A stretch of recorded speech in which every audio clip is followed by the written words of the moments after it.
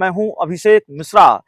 देखिए, लोक जनशक्ति पार्टी रामविलास के राष्ट्रीय अध्यक्ष चिराग पासवान की बात करेंगे और लोजपा रामविलास के राष्ट्रीय अध्यक्ष चिराग पासवान को मटिहानी वाला खेल भारी पड़ने वाला है।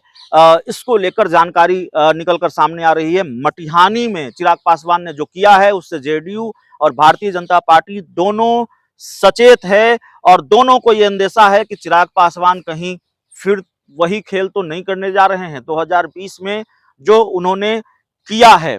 तो जेडीयू और भारतीय जनता पार्टी बहुत सचेत है। भारतीय जनता पार्टी चिराग पासवान को और भी कुछ झटके दे सकती है। उन झटकों पर हम बात करेंगे। चिराग पासवान को क्या क्या झटका मिल सकता है, भारतीय जनता पार्टी कैसे हिसाब किताब चुकता कर सकती है। देखिए, आपत्ति जेडीयू को भी है और आपत्ति बीजेपी को भी है। अभी तो सीटों का बंटवारा जेडीयू बीजेपी के बीच होना है। विधानसभा चुनाव को लेकर इन दोनों के बीच अभी कोई बातचीत ही नहीं शुरू हुई है। अभी सीटों का बंटवारा एनडीए में नहीं हुआ है। बंटवारा छोड़िए, चर्चा ही नहीं शुरू हुई है। और चिराग पासवान ने जाकर मटिहानी में जो मौजूदा वक्त में जेडीयू की सीट है वहां जाकर ऐलान कर दिया कि यह सीट लोक जनशक्ति पार्टी लड़ेगी। फिर ऐलान कर दिया गया उनकी पार्टी की तरफ से कि हम किन किन सीटों पर हमको लड़ना है, वो सीटें हम चिन्हित कर रहे हैं। तो ये बहुत नागवार गुजरा है जनता दल यूनाइटेड को भी और जनता बीजेपी भारतीय जनता पार्टी को भी। और भारतीय जनता पार्टी कैसे हिसाब किताब चुकता करेगी वो हम आपको बताते हैं। कौन कौन से झटके भारतीय जनता पार्टी उनको देने जा रही है।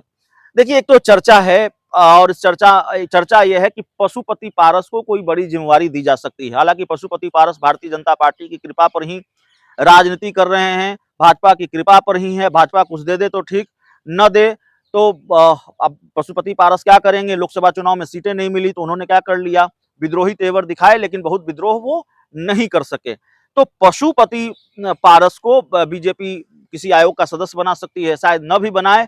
लेकिन मटिहानी को लेकर जिस तरह से चर्चा है तो चिराग पासवान को नकेल कसने के लिए शायद पशुपति पारस को कोई भूमिका दे दे।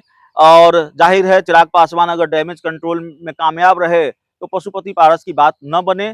लेकिन पशुपति पारस के रूप में एक झटका चिराग पासवान को लग सकता है अगर भारतीय जनता पार्टी जाहिर तौर पर उनको किसी बड़ी भूमिका में रखती है या एनडीए में ही उनको विधानसभा चुनाव में सीटें देती है, उनको विधानसभा चुनाव में हिस्सेदारी देती है सीट बंटवारे में। तो जाहिर तौर पर चिराग पासवान के लिए एक झटका कह लें। अब दूसरा झटका, झारखंड में चिराग पासवान चाहते हैं कि एनडीए में सीटों की हिस्सेदारी में उनको भी कुछ सीटें मिले। हालांकि सीट तो वो बहुत मांग रहे हैं, लेकिन जाहिर है 2-4-5 सीट भी चिराग पासवान चाहेंगे। लेकिन दूसरा झटका ये बीजेपी दे सकती है कि जेडीयू के साथ बात बन जाए झारखंड में बीजेपी की, जेडीयू बीजेपी मिलकर झारखंड में चुनाव लड़े, लेकिन बीजेपी चिराग को भाव न दे, एनडीए गठबंधन में उनको कोई सीट झारखंड में न मिले। तो ये झटका चिराग पासवान को दे सकती है बीजेपी। एक तीसरा झटका जेडीयू बीजेपी मिलकर दे सकती है।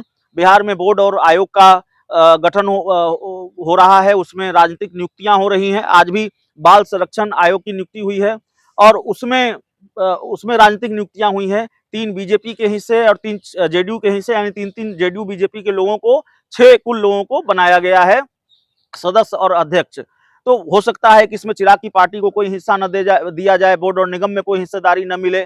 तो ये सारे झटके हैं जो बीजेपी दे सकती है। और मैं फिर बहुत दावे के साथ कर रहा हूं कि मटिहानी वाला खेल चिराग पासवान को भारी पड़ने जा रहा है।